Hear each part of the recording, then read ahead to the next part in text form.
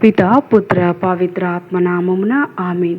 ప్రియ స్నేహితులారా, మీ అందరికీ దేవుని యొక్క ఆశీస్సులను తెలియజేస్తూ ఆగస్టు 1వ తారీఖు ఈనాడు తల్లి శ్రీ సభ మనలందరికీ కూడా పునీత అల్ఫోన్సస్ మరియు లిగోరి గారి జీవితం గురించి ధ్యానించమని ఆహ్వానిస్తూ ఉంది. ఈ ప్రపంచంలో విజయం సాధించిన మనుషులు చాలామంది ఉన్నారు, కానీ విజయాన్ని వదిలి దేవుని ఎంచుకున్న వారు చాలా అరుదు. ఈరోజు మనం అలాంటి ఒక మహనీయుడి గురించి ధ్యానించబోతూ ఉన్నాం. ఆయన గొప్ప న్యాయవాది, ఆయన గొప్ప సంగీతకారుడు, ఆయన గొప్ప రచయిత, ఆయన గొప్ప బిషప్. కానీ ఈ బిరుదులన్నిటికంటే గొప్పది ఒకటే, ఆయన దేవుని స్నేహితుడు. Praise the Lord. అదే పునీత అల్ఫోన్సస్ మరియు లిగోరి గారి జీవిత విశేషం. ఓటమి ద్వారా దేవుడు పిలిచిన మనిషి పునీత మరియా లిగోరి గారు 1696లో ఇటలీలోని నేపుల్స్లో ధనిక కుటుంబంలో జన్మించారు. చిన్న వయసులోనే అసాధారణ మేధస్సు కలిగిన వారు. 16 సంవత్సరాలకే డాక్టరేట్ పొందారు. న్యాయవాదిగా అనేక కేసులు గెలిచారు. ప్రజలు ఆయనను ప్రశంసించారు. కానీ ఒకరోజు ఆయన జీవితాన్ని మార్చేసిన సంఘటన జరిగింది. తాను గెలుస్తానని నమ్మిక ఒక కేసులో అనుకోకుండా ఓడిపోయాడు. ఆ రోజు ఒక నిశ్శబ్దంగా ఇలా అన్నారు: ప్రపంచం నన్ను మోసం చేసింది, ఇక నేను క్రీస్తును మాత్రమే అనుసరిస్తాను. ఆ ఓటమే ఆయన జీవితంలో గొప్ప విజయాన్ని ప్రారంభమైంది. మన జీవితంలో కూడా కొన్ని ఓటములు శాపం కాదు, కొన్ని ఓటములు దేవుని పిలుపు. ఉద్యోగం కోల్పోవడం, ఆరోగ్యం దెబ్బతినటం, మనిషి విడిచిపోవడం, వాటిలో కూడా దేవుడు ఒక క్రొత్త మార్గాన్ని తెరవచ్చు. మరి ఒక చిన్న కథ ఏమనగా, ఒక రైతు గుర్రం పారిపోయింది. పొరుగువారు అన్నారు, దురదృష్టం. రైతు అన్నాడు, దేవునికి తెలుసు. మరుసటి రోజు ఆ గుర్రం మరో 3 అడవి గుర్రాలతో తిరిగి వచ్చింది. వారు అన్నారు, ఆ అదృష్టం. రైతు మళ్ళీ అన్నాడు, దేవునికి తెలుసు. కొన్ని రోజులు రైతు కుమారుడు గుర్రం మీద నుంచి పడిపోయి కాలు విరిగింది. మళ్ళీ అన్నారు, దురదృష్టం. కొన్ని రోజుల తర్వాత యుద్ధం వచ్చింది. గ్రామంలో యువకులందరినీ సైన్యంలోనికి తీసుకెళ్లారు, కానీ విరిగిన రైతు కుమారుడిని మాత్రం తీసుకెళ్ళలేదు. ఈ కథ నీతి ఏంటంటే, ఈరోజు ఓటమిలా కనిపించేది రేపు దేవుని ఆశీర్వాదంగా మారవచ్చు. Praise the Lord. అదే అల్ఫోన్సస్ జీవితంలో జరిగింది.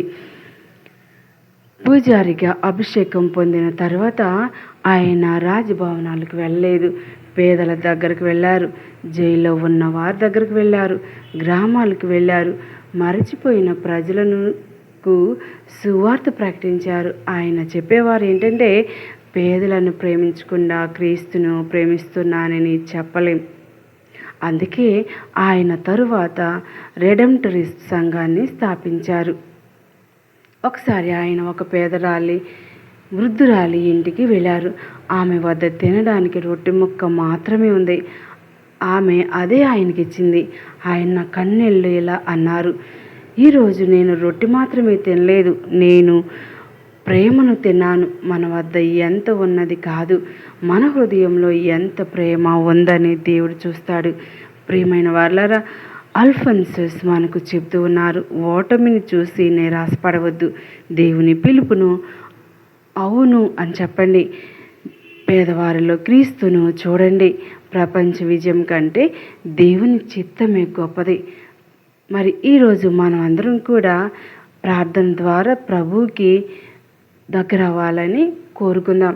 మరి పునీత అల్ఫోన్సస్ గారి జీవితంలో మరియ తల్లికి ఎలాంటి గౌరవాన్ని ఇచ్చారు అని మనం ధ్యానిస్తే, మరియ తల్లిని తన తల్లిగా స్వీకరించిన గొప్ప పునీతుడు అల్ఫోన్సస్ మరియా లిగోరి గారు. వారి జీవితాన్ని పరిశీలిస్తే ఆయన హృదయంలో యేసు తర్వాత అత్యున్నత స్థానం పొందినది మరియ తల్లే. ఆయన మరియను కేవలం గౌరవించలేదు, తన జీవితానికి తల్లిగా, మార్గదర్శిగా, మధ్యవర్తినిగా స్వీకరించారు. మరియ లేకుండా నేను యేసు దగ్గరకు చేరలేను అనే వినయం భావంతో జీవించారు. పునీత అల్ఫోన్సస్ రచించిన ద గ్లోరీస్ ఆఫ్ మేరీ, మరియ మహిమలు అనే గ్రంథం కథోలిక ప్రపంచంలో మరియ తల్లి గురించి అత్యంత ప్రసిద్ధమైన ఆధ్యాత్మిక గ్రంథాల్లో ఒకటి. ఈ గ్రంథం ద్వారా మరియ తల్లి ప్రేమ, కరుణ, మధ్యవర్తిత్వం మరియు విశ్వాసుల పట్ల ఆమె మాతృహృదయాన్ని ఎంతో అందంగా వివరించారు. ఈ గ్రంథం నేటికి లక్షలాది మంది విశ్వాసుల్లో మరియ భక్తిని పెంపొందిస్తుంది. ఆయన తరచుగా చెప్పేవారు, మరియను నిజమైన విశ్వాసంతో ఆశ్రయించిన వారిని ఆమె ఎన్నడూ విడిచిపెట్టదు. ఈ మాటలు మరియను యేసుక్రీస్తు స్థానంలో ఉంచడం కాదు, యేసు వద్దకు నడిపించే తల్లిగా ఆమె పాత్రను తెలియజేస్తారు. కానాపల్లిలో వివాహ విందులో మరియ చేసినట్లే నేడు కూడా ఆమె తన కుమారుడి వద్ద మన కోసం ప్రార్థిస్తుందని ఆయన విశ్వసించారు. యోహాను సువార్త 2వ అధ్యాయం. జపమాలపై ఆయనకు ఉన్న ప్రేమ. అల్ఫోన్సస్ గారు జపమాలని ఎంతో ప్రేమించేవారు. ప్రతి కుటుంబం ప్రతిరోజు జపమాలను ప్రార్థించాలని ప్రోత్సహించేవారు. ఆయన చెప్పిన భావం ఏంటంటే, జపమాల అనేది కేవలం మాటల ప్రార్థన కాదు, యేసు మరియ జీవితాన్ని ధ్యానించే మార్గం. జపమాల ద్వారా విశ్వాసి హృదయం దేవునికి మరింత దగ్గరవుతుందని బోధించారు. ఆయన బోధనలో ఒక ముఖ్యమైన అంశం ఏమిటంటే, మరియ తల్లి పాపులను తిరస్కరించదు. పశ్చాత్తాపంతో వచ్చే ప్రతి ఒక్కరిని తన కుమారుడి వద్దకు నడిపిస్తుంది. అందుకే ఆమెను పాపుల ఆశ్రయం అనే ప్రేమతో పిలిచేవారు. పాపి ఎంత దూరంగా వెళ్ళినా తిరిగి రావడానికి మరియ తల్లి ఎప్పుడూ తలుపు తెరిచి ఉంచుతుందని ఆయన ప్రజలకు ధైర్యం చెప్పేవారు. ఒక చిన్నవాడు చీకట్లో నడవటానికి భయపడ్డాడు. తల్లి అతని చేపట్టుకుని నడిపించగా అతని భయం పోయింది. అలాగే మన ఆధ్యాత్మిక జీవితంలో కూడా మరియ తల్లి చేయి పట్టుకుని యేసు వైపు నడిపిస్తుంది. తల్లిని పట్టుకున్న బిడ్డ సురక్షితంగా ఉన్నట్లే మరియను ఆశ్రయించిన విశ్వాసి దేవుని కృపలో ధైర్యంగా ముందుకు సాగుతాడు.